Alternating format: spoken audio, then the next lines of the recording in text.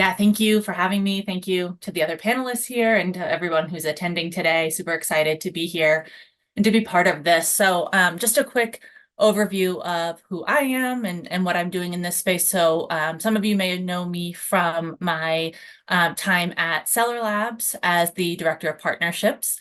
Last year, Seller Labs sold the agency side of their business, Seller Lab Services, to a company called AO2 Management. And so now I also am Director of Partnerships there for AO2. So that's kind of what I do in my day-to-day role now, but a little bit of background. I've been in the e-commerce space for about 15 years. So back in 2008 is when I got involved. I worked for a toy brand and worked to launch that toy brand on Amazon and other marketplaces to take them really from the traditional brick and mortar retail into all of the .coms that were popping up, whether it was like Target.com or Walmart.com or Amazon and some of the other marketplaces back then. Some of you may remember Wayfair before they were Wayfair, CSN stores. They were kind of another everything store before they kind of niched down and then now have developed into a marketplace. So in that 15 years working with brands, working for brands, I've learned a lot. And obviously, like most everyone else, have focused a lot of my attention on Amazon and Amazon US. But if we've learned anything really since the pandemic and in the last couple of years as well, we've really learned that we need to go multi-channel and diversify and not keep everything just with Amazon.com and in the US. So I'll share my screen now. I have a short deck. I'm not the best at going off of a script, so I may abandon this part way through, but just to give you some visuals to look at while I go through some of these points. Can everyone see my screen? Good. All right. So yeah, as Nick said, we're going to be talking about kind of omni-channel expansion and with this little kind of nugget at the end about Amazon PPC advertising for opportunities for brands that are not selling on Amazon. And let's see if I can advance there. So just taking a look at the multi-channel opportunities, I wanted to kind of deep dive into the top 20 really quickly. We all know Amazon.com and also the Amazon international marketplaces, but there are so many opportunities, like Nick was saying, in Europe, in Asia, there's so many marketplaces outside of Amazon that I just want to give you this visual so you can see what your opportunities are, right? Amazon is in the top, obviously, number one. eBay's in the top 5, but we've got Rakuten, AliExpress, Walmart's in the top 10, but also Etsy, Mercado Libre. Target is a nationally known brand, but still just kind of coming in at the top 20 of marketplaces along with some others. So there's a good assortment here. I think a lot that many brands don't even know exist or don't know that are opportunities for them. So when you're talking about omni-channel and getting your brand recognition outside of just Amazon, right? Regardless of where your brand is, you're probably selling on Amazon and you're probably selling on Amazon US first and foremost.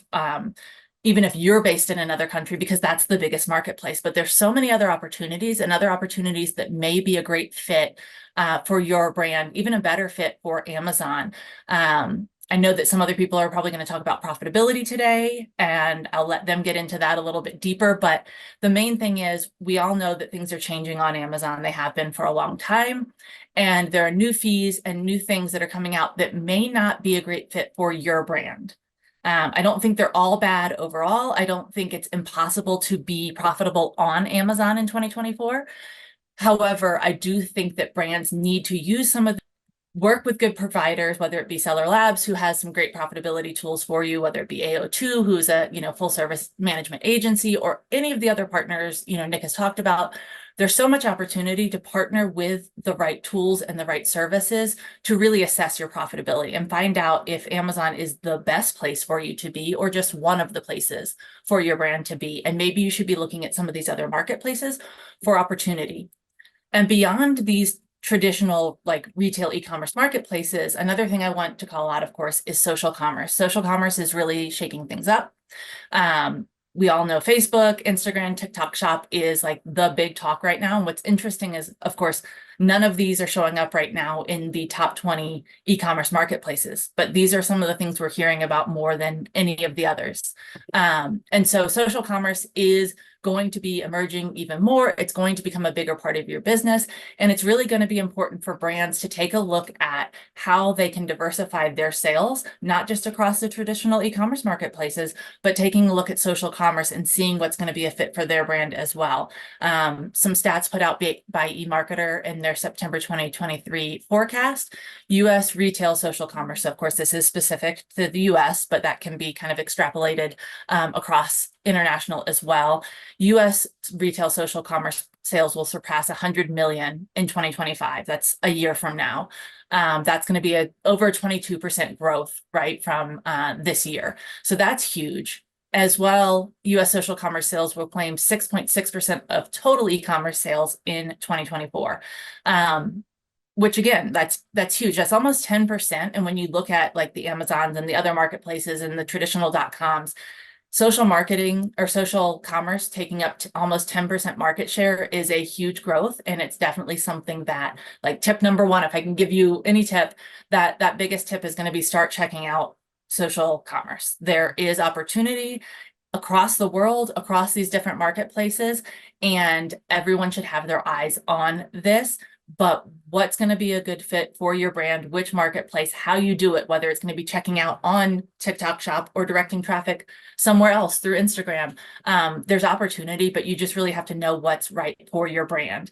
And that's what I'm going to dive into next. A couple of pretty boring slides. Apologies in advance. There's a lot of text. I'm going to walk you through some pretty strategic things in the time I have allotted. So hopefully you can grab some nuggets from that. I know there's going to be more questions. Ask them at the end here, or please feel free to connect with me on LinkedIn or reach out afterwards to talk more about some of these things. But I've got 10 tips really quickly just to give you kind of some framework of what you should look at when you're looking at expanding onto those additional marketplaces and making sure you're setting yourself up for profitability there. So the biggest thing is really to know your audience, right? You have to understand what your audience is, what your demographics are, what their shopping behaviors are, and being able to choose the marketplace that aligns with your audience preferences and where they're most likely to shop, right? Most of us start out on Amazon.com US because that is the biggest marketplace, but that's not always going to be the best marketplace for your audience. And so if you're already doing great there, wonderful. Start checking out some of these other options and seeing where you can expand and have some more exposure. Similarly, researching your marketplace options, knowing what those are, knowing what their audience size is, the niche, the focus, the fees, all of that stuff, which I'm going to talk about a little bit more here. Evaluating the fees and costs. In the Amazon space, we all know how important that is, and we know how quickly it can change. But going into other marketplaces, you kind of have experience from what you've already done on Amazon and what you maybe already have lost on Amazon, and understand how important it is to go into each of these markets and really understand their fee structures and decide if it aligns with your profitability. And again, there are tools out there now. There are service providers, reach out to us at Seller Labs. We can help you assess your Amazon profitability, and that can help you kind of set up that framework as well for looking at other markets.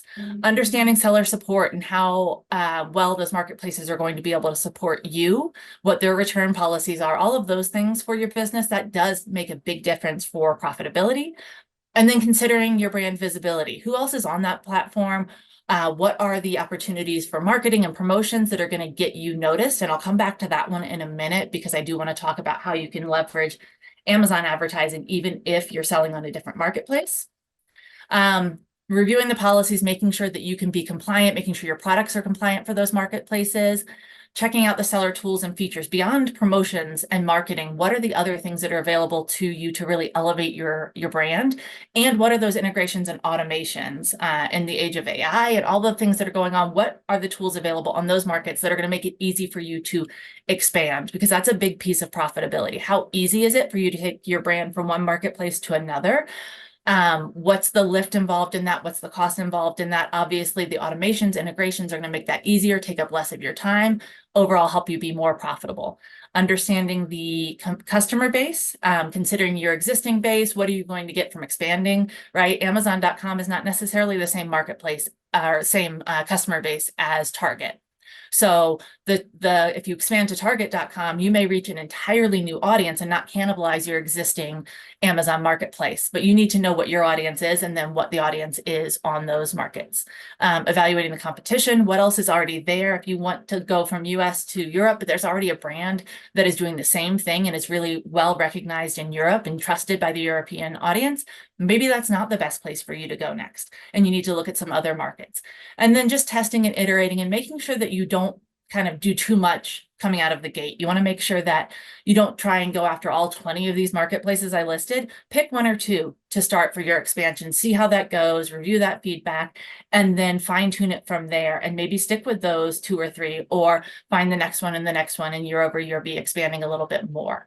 I think I'm running short on time, so I'm going to go ahead and kind of abandon my deck here. But the next thing I really wanted to share, and this is like my biggest takeaway tip, I think, is a lot of people aren't aware that Amazon has opportunities for what they call non-endemic brands. So if you are a brand that is not selling on Amazon at all, you can advertise on Amazon. And I'm not talking about ADSP and the ability to do some of the streaming advertising, although that is available to you. If you are a non-endemic brand, starting at the end of 2023, Amazon has made opportunities for you to advertise on Amazon in search results, in the sponsored ads, just like an Amazon brand selling on Amazon.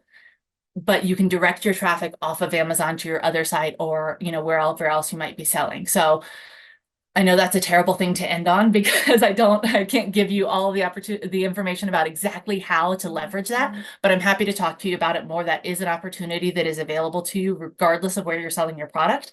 And I think that's the number one thing that really those brands who are looking to sell off of Amazon should look at for 2024. And I think I'm over time, so that is it from me.